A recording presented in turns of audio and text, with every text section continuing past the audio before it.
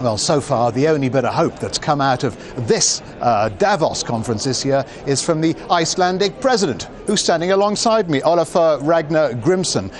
Mr. President, why are you such a beacon of hope? Why has Iceland survived where Europe has failed? What are you doing differently?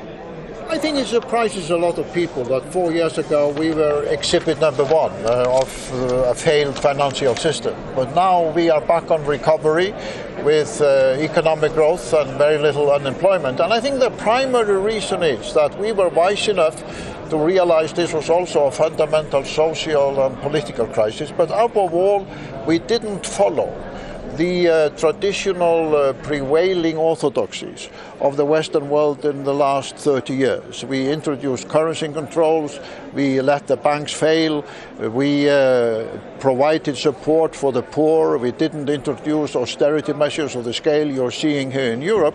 And the end result, 4 years later, is that Iceland is enjoying progress and recovery very different from the other European countries that suffered from the financial crisis. But with your policy of letting the banks fail, would that have worked for the rest of Europe?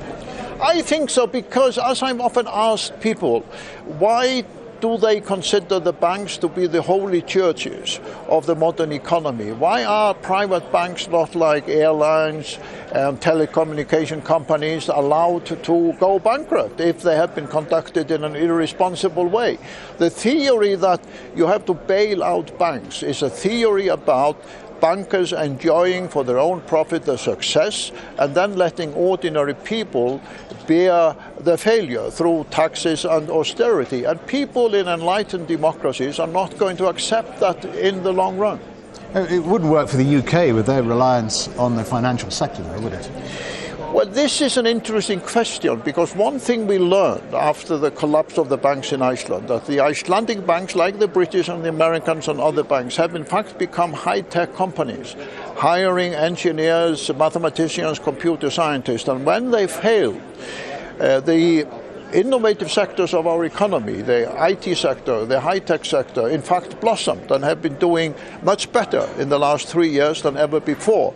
So the lesson of that is that if you want your economy to be competitive in the innovative sector of the 21st century, a strong financial sector that takes the talent from these sectors, even a successful financial sector, is in fact bad news if you want your economy to be competitive in the areas which really are the 21st century areas: innovation, technology, IT.